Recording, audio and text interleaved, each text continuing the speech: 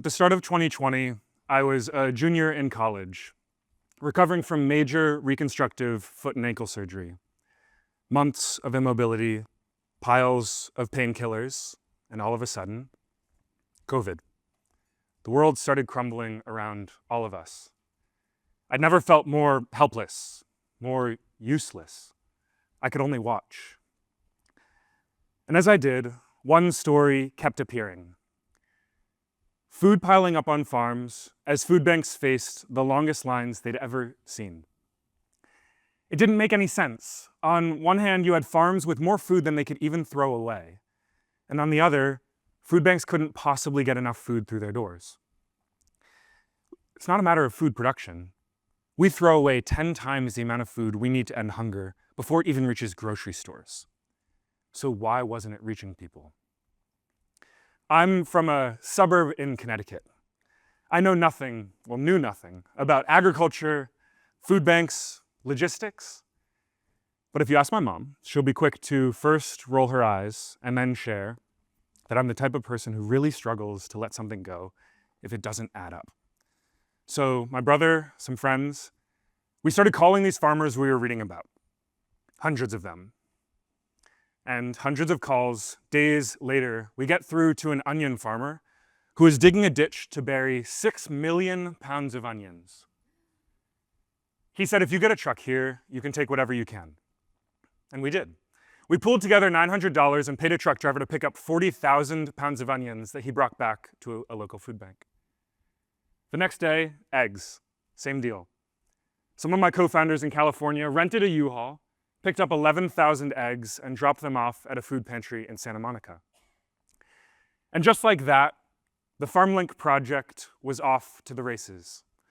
We opened our virtual doors and students from all over the country joined our team. We became this feel-good story in a time when people needed one more than ever. Within a month, we were hundreds of students, spending all day on Zoom with new updates, new partners, new wins. One night, my phone started blowing up. Turn on the news. FarmLink was on ABC World News Tonight, the most watched newscast in America. David Meir, the host, was thanking us for our work. The next day, we woke up with $150,000 of donations in my friend's bank account. Holy shit. Our momentum felt surreal, and I wasn't just watching anymore. We were saving farmers enormous dumping fees. We were covering all the transportation costs, and we were getting truckloads of fresh produce to communities that needed them more than ever for free. What we were doing felt so obvious, so needed, I kept asking myself the same question. Why was this not already happening? And then a food bank called me. I had just spoken with a cucumber farmer in Florida who had 25 truckloads of cucumbers with nowhere to go. The local food bank was going to take 5. I jumped at the chance to deliver the remaining 20 truckloads to so many communities who needed them around the Southeast. It would have been a breakthrough, our biggest recovery yet. And then I picked up the phone call from this food bank. Cold and condescending, they said this was their farmer. They said they had it under control and that I was confusing the farmer. But I heard a different message, loud and clear. We don't want you here. Get the fuck off our turf. And then they called the food bank, they called the farmer with us on the phone and said, these kids are scamming you, and hung up. The farmer didn't work with us, and 1 million pounds of fresh cucumbers were sent to rot in a landfill. I was rattled and pissed off. My first thought was, maybe it's a Florida thing. But it wasn't. This food bank was a member of Feeding America, the largest charity in the United States. 200 food banks, billions in funding, and an enormous wall between them and everyone else. In most regions, there wasn't collaboration.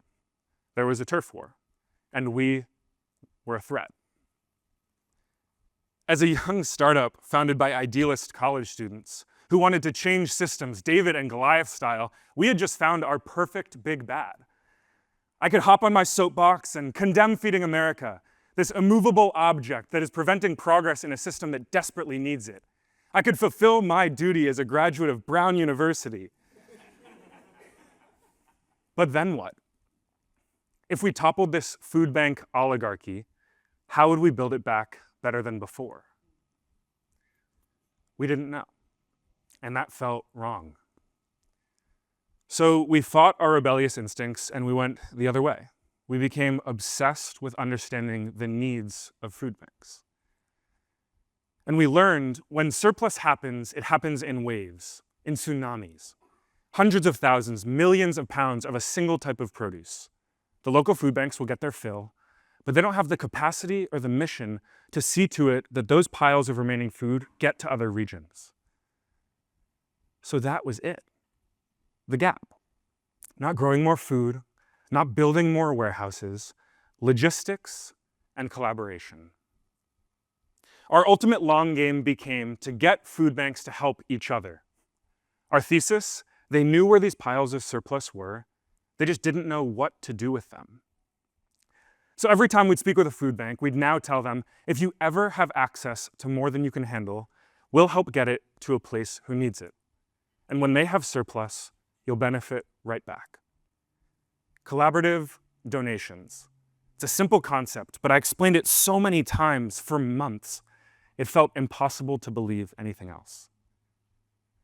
And then, months later, I get a call from a food bank here in California. I have access to 10 truckloads of Brussels sprouts. I can only take 2. Can you find a home for the other 8?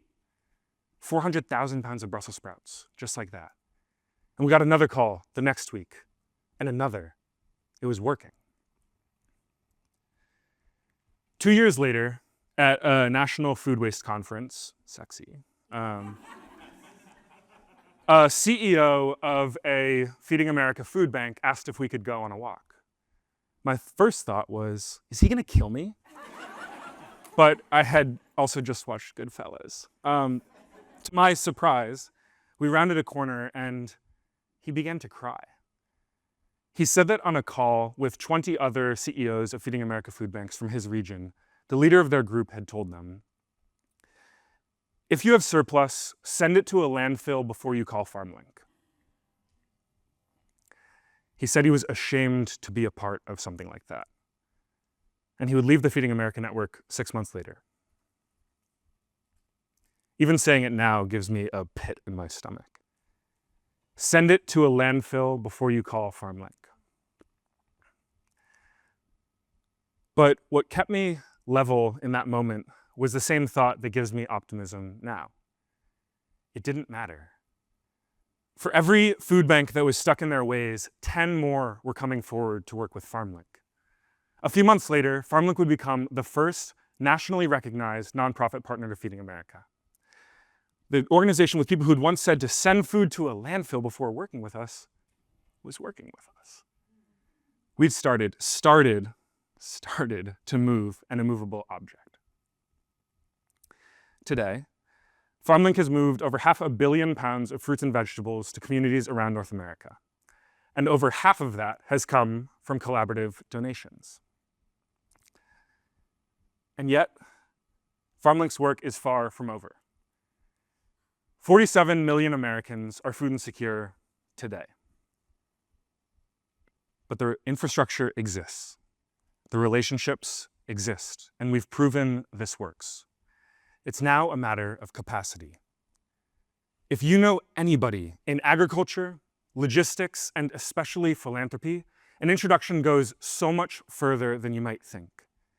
And if you want the most efficient way to get more fresh produce to families who need it right now, FarmLinkProject.org is ready for you.